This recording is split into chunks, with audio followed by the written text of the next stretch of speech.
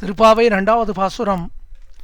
வையத்து வாழ்வீர்கள் நாமும் நம் பாவைக்கு செய்யும் கிரிசைகள் கேளீரோ.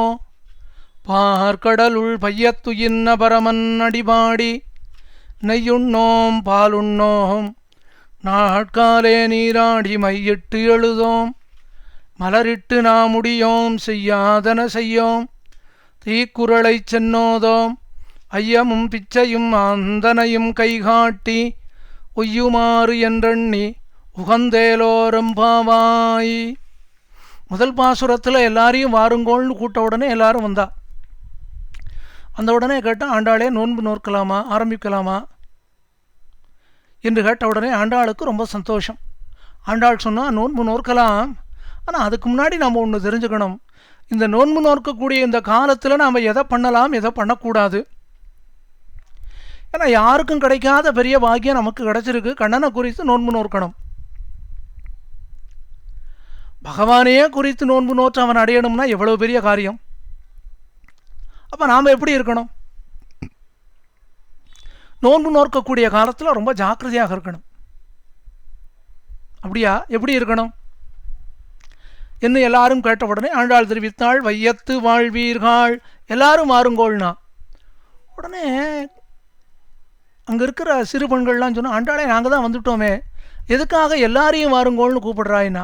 ஆண்டாள் சொன்னால், உங்களுக்கு கிடைச்ச இதே பாக்கியம் மற்றவாளுக்கும் கிடைக்க வேண்டாமா? எல்லாருக்கும் பகவானிடத்தில் ருசி வர வேண்டாமா? எல்லாரிடத்துலையும் கண்ணனுக்கு பக்தி உண்டாக வேண்டாமா? அதனால தான் எல்லாரையும் கூப்பிடுறேன், வராதவர்களும் வாருங்கோள். வையத்து வாழ்வீர்கள் நாமும் நம்பாவைக்கு செய்யும் கிரிசைகள். இந்த மார்கழி மாதம் 30 நாளும் நோன்பு நோற்று கண்ணனை அடைய வேண்டும் என்பதற்காக நாம் இங்கே எல்லாரும் கூடியிருக்கோமே. இந்த நோன்பு நோக்கக்கூடிய இந்த 1 மாத காலம் நாம் என்னெல்லாம் பண்ணலாம் என்னெல்லாம் பண்ணக்கூடாது, சாத்வீகமான புத்தி உண்டாவதற்கு என்ன பண்ணணுமோ அதெல்லாம் பண்ணணும். ரஜோகுணமும் தமோ குணமும் நம்ம விட்டு போகணும். மனசில் கண்ணனை தவிர வேறு எந்த சிந்தனையும் இருக்கக்கூடாது. அதுக்காக ஆகாரத்தையும் நம்ம குறைச்சி சாப்பிடணும். சதா சர்வகாலம் கண்ணனையே நினச்சிட்டு இருக்கணும். எப்பொழுதுமே ஒரு காரியத்தை எடுத்துட்டோம்னா எதை நாம் நினைக்கிறோமோ அதைத்தான் அடைய முடியும். ஆகவே நாம் பண்ணக்கூடிய காரியங்கள் எல்லாம் கண்ணனை அடைவதற்காக இருக்க வேண்டும் அப்படின்னு சொன்ன உடனே அந்த சிறு பெண்கள் தானே எல்லாரும் அவள் கேட்டால், ஆண்டாளே நாங்கள் என்ன பண்ணணுங்கிறது நீ சொன்னால் நாங்கள் பண்ணுறோம், என்ன பண்ணணும்னு நீயே சொல்லிவிட அப்படின்னு சொன்ன உடனே ஆண்டாள் இந்த நோன்பு நோக்கக்கூடிய காலத்தில் எப்படி இருக்கணும்னு கைடு லைன்னு சொல்லுவாள் இல்லையா இங்கிலீஷில், இதெல்லாம் பண்ணணும் இதெல்லாம் பண்ணக்கூடாது. புதுசாக செல்ஃபோன் வாங்கினோம்னா அதில் மேனுவல்னு ஒன்று இருக்கும். அதை எடுத்து பார்த்தோம்னா இதெல்லாம் நீங்கள் பண்ணணும் இந்த செல்ஃபோன் உபயோகப்படுத்துறதுக்கு முன்னாடி அப்படின்னு இருக்கும். அதே போல் ஆண்டாள் சொன்னால், நாமும் நம் பாவைக்கு செய்யும் கிரிசைகள் கேளீரோம். அண்ணா காது கொடுத்து கேளுங்கோ, மனசு வேறு எங்கேயாவது இருந்து சும்மா காதால் கேட்குறது இல்லை. நான் சொல்கிறத நன்னா கேட்கணும், நன்னா உள்வாங்கணும், அப்புறம் அதன்படி நடந்து கொள்ளணும். சரி சொல்லேன். பார்க்கடல் உள்வையத்துயின்ன பரமன் அடிபாடி. போன பாசுரத்தில் நாராயணன் சொன்னேன். அவன் யார் தெரியுமா? அவன்தான் திருப்பார்கடலிலே படுத்துக்கொண்ட எம்பெருமான் ஸ்ரீமன் நாராயணன். பார்க்கடலுள் வையத்துயின்ன பரமன் அடிபாடி. அந்த எம்பெருமான் திருவடிகளைத்தான் நாம் பாடணும். பாடி நோன்பு நோற்று அவனை அடைய வேண்டும். அவ்வாறு அவன் திருவடிகளை பாடி நோன்பு நோக்கக்கூடிய இந்த காலத்திலே நம்ம என்ன பண்ணணும் தெரியுமா? மனசை நன்னா அடக்கணும். மனசு அடங்கணும்னா இந்திரியங்கள் அடங்கணும். இந்திரியங்கள் அடங்கணும்னா நாம் சாப்பிடக்கூடிய ஆகாரத்தில் ரொம்ப கவனமாக இருக்கணும். இந்த நோன்பு நோக்கக்கூடிய காலத்திலே நெய் உண்ணோம், பால் உண்ணோம். எதனால் நெய் உண்ணோம் பால் உண்ணோம்னு சொன்னால் 2 காரணம் இருக்குது. ஒன்றும் நோன்பு நோக்கிற வரைக்கும் மனசில் ஒரு வைராக்கியம் இருக்கணும். 2வது, கண்ணனை குறித்து நோன்பு நோக்கும் பொழுது அந்த கண்ணனே நம்மிடத்திலே வந்து சேர்ந்த பிறகுதான் நாம் நெய்யை உட்கொள்வதோ பாலை சாப்பிடுவதோ செய்ய வேண்டும். அப்போ கண்ணன் வரலைன்னு சொன்னால் இது 2ம் கூடாது. நெய் உண்ணோம் பால் உண்ணோம் நாட்காலே நீராடி மையிட்டு எழுதோம். விடியற்காலையில் எழுந்திருக்கணும், எழுந்து நீராடணும். ஆனால் அலங்காரம் எப்பொழுதும் பண்ணிக்கிறோமே அதெல்லாம் பண்ணிக்கக்கூடாது. ஏன்னா விரதம்னு சொன்னால் ரொம்ப மனசு திருடமாக இருக்கணும், கண்டதையும் நினைக்கக்கூடாது.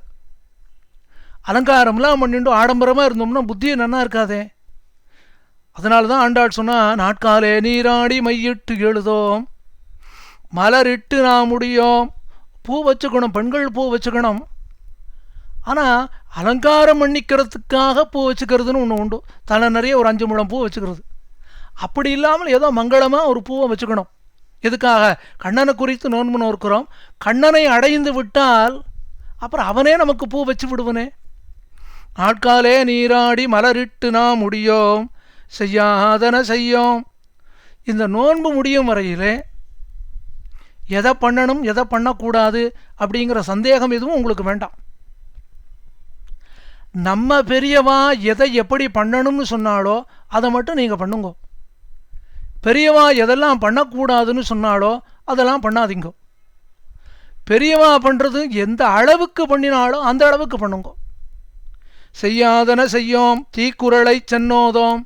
இந்த நோன்பு நோற்று இந்த மார்கழி மாதம் முடியும் வரையிலே தீக்குறளை சென்றோதோம். அடுத்தவர்களை பற்றி குறை கூறுவது என்பது இருக்கக்கூடாது. அப்போ தான் சாத்வீகமான புத்தி இருக்கும். எப்போ சாத்வீகமான புத்தி இருக்கோ அப்போ தான் பகவானுடைய சிந்தனையே உண்டாகும். அதனால தான் கண்ணனே சொன்னான், நான் சாதுக்களை ரட்சிக்கிறேன், நான் பரித்ராணாய சாதுனாம். சாதுங்கிறவன் யாருன்னா சாத்வீகமான புத்தி இருக்கிறவன். சாத்வீகமான புத்தி இருக்கிறவன் யார் தெரியுமோ? அடுத்தவர்கள் தவறு செய்தாலும் அதை பெரிதாக எடுத்துக்கொள்ளாமல் விட்டு விடுபவன். அதைத்தான் ஆண்டாள் சொன்னால், தீக்குறளை சென்னோதோம். அடுத்தவர்களை பற்றி குறை கூறுவது என்பது நாம் பண்ணக்கூடாது. எல்லாத்துக்கு மேலே விரத காலத்தில் இன்னொன்று முக்கியமாக பண்ணணும், ஐயமும் பிச்சையும் ஆந்தனையும் கைகாட்டி. நம்மால் முடிஞ்ச அளவுக்கு தானம் பண்ணணும். யாருக்கு தானம் பண்ணணும் தெரியுமா? ஆத்து வாசலில் பவதி பிக்ஷாந்தேகின்னு கேட்குறா, அவளுக்கும் கொடுக்கணும். இல்லாதவா எங்கே இருக்காளோ அந்த இடத்துலையும் போய் கொடுக்கணும். ஐயமும் பிச்சையும் ஆந்தனையும் நம்மால் எவ்வளோ முடியுமோ அவ்வளோ கொடுக்கணும். அப்படி கொடுத்து கண்ணனையே நினைத்து கொண்டு இருந்தால் உய்யுமாறு என்று எண்ணி உகந்தேலோரம்பாவாய். இப்படி இது மாதிரியாக நாம் இருந்து நோன்பு நோற்றோமானால் உய்யுமாறுன்னா கண்ணனை நிச்சயமாக நாம் அடைய முடியும். ஆகவே பெண்களே, நான் கூறுவதைப் போலே நீங்கள் இருக்க வேண்டும் அப்படின்னு இந்த 2வது பாட்டில் ஆண்டாள் நோன்பு நோக்கக்கூடிய காலத்திலே எப்படி இருக்க வேண்டும் என்பதை தெரிவிக்கிறாள்.